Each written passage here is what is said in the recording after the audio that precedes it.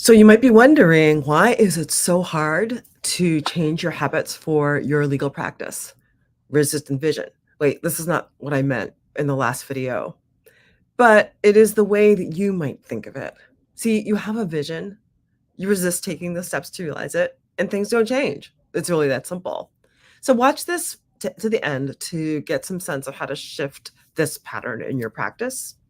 I'm Michelle Thompson with Resistant Vision Coaching and Consulting, where we work with women lawyers to achieve work life balance.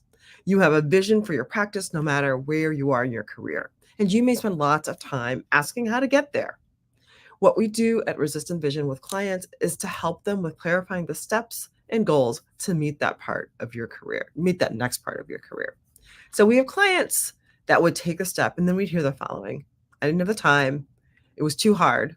My colleagues, oh my God, the colleagues, my family, all the things, right? No energy and other things too, right? But you see, all of this is simply resistance. I'm going to talk about a client, and we're going to call her Kay for the purpose of our conversation. She's a woman who's working in a really toxic workplace, right? They're doing everything they can in their power to make sure she doesn't get a raise, make sure that she doesn't get promoted, and using her for as much revenue as possible. It's a horrible, horrible situation. It's heartbreaking. For years, this client and I have talked about her leaving this place. More recently, as she started to like really countenance what that would be, she started to get the symptoms of an immune sickness that she has. So we would use tapping, emotional freedom techniques, EFT, however you want to call it, to handle the symptoms. And she'd get better and have more luck taking on the tasks. And then the swirl of noise from where she worked would overtake her once again, and we'd be back in the same place. And this would happen over and over again. 3 steps forward, 2 steps back, sometimes 4 steps back, right? It just go back and forth and back and forth. And when you're seeing this in your life, and it doesn't matter if it's with weight loss, ask me how I know, um, or learning a new skill or your job, you're seeing resistance when that happens, right? She was resistant to leaving this workplace and taking her career that seriously, right? And this would show up with illness. Why? Because deep down, she felt that she would have been seen as a bad person, as a bad parent, if she put her career first. So what we see with this story is that she set a goal, she had a vision, which was leaving her workplace. And then she encountered resistance to that goal, that she wouldn't take the steps and she would get sick, right? That was the resistance that was acting out. So it becomes the job of both the client and me to work together to shift this underlying resistance, for her to understand that she was not a bad person. If I simply told her, "Oh, you're not a bad person," it wouldn't have worked, right? I'm actually reading one of Joe Dispenza's books, and one of the things that he says is that we get used, our bodies, our nervous systems get used to functioning in ways that it gets used to the stories that we tell ourselves, right? And so if we are convinced that we're going to be a bad person because we're trying to accomplish something, our nervous system is going to be there. So when we actually take a step outside of that, our nervous system starts going, "Oh, wait, whoa, whoa, whoa, whoa, whoa, whoa, whoa. What are you doing? You can't do this. This is unacceptable," right? And it throws us, and it's actually really hard to handle.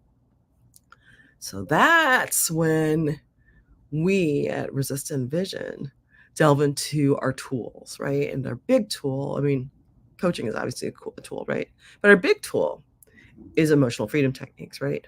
And we tap on that bad person stuff, like how old were you when it got in? And like we actually work on it. And as we were tapping on it, she rethought this conclusion that she came to, and she could start to do what she needed to do. I tell you today, she's drafted her cover letter and she has a writing sample. I'm so proud of her. So we all have resistance to our visions, every single one of us, and it shows up daily, right? We generally don't recognize it. I'll tell a tale on myself, right? I will be working on something and I'm focused and I'm with it, and one of two things will happen. I might all of a sudden be like, I don't wanna, right? That's one form of it. I'm bored. I don't want to do it. Or sometimes I start making up stories about people in my head, of course, the people I don't like, right? And when those two things are showing up, it's a sign of resistance. And I know, and it's stuff that would have happened fairly automatically, and I would just try to work on top of it in the past. But now I'm like, oh, hi, I see you. That's a form of resistance, and I use EFT on it, and I will also turn to other people who can hold perspective about me, um, so I can clear it out, right? What I do for my clients. So I want you to know, like this. Look, just because I run this business and I help people with lawyers with doing this stuff, it doesn't mean that I don't come up against it. It's a human condition, and we generally don't recognize it. But when you're in the hands of a coach who can identify this, you are able to handle what undermines your movement forward. You can see and move closer to your vision, right? You get to the point where you're like, oh, I see you, dear resistance. And you can go, okay, I know what to do about that. And you can move closer to your vision. This is the other context for the name resistant vision. We all have visions about which we experience loads of resistance. We don't know what we're supposed to do about it.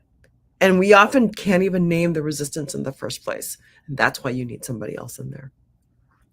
Our core productivity system is a key part of unleashing the initiative that you want to take and eliminating the resistance you feel towards moving your goals quickly. Yeah. So, what I'm going to offer with this is a link to our core productivity system called 7 Steps to Creating a Productive Day. It's a key part to creating the work-life balance that you desire. I promise you, like when you forget, you can't start out taking the next step. I don't want to, right? All of that. Don't get mad at yourself. It's just a step closer to identifying where you are up against resistance towards what you're moving towards. And resistance can be transformed so that you can create your vision. We see this every day. So thank you for watching. Please follow our page, like the video, and please share it with other lawyers who are trying to shift things so that they have more work-life balance so that they can benefit. And come back next week for more Resistant Vision TV. Such a pleasure to be here with you. Take care. Blessings.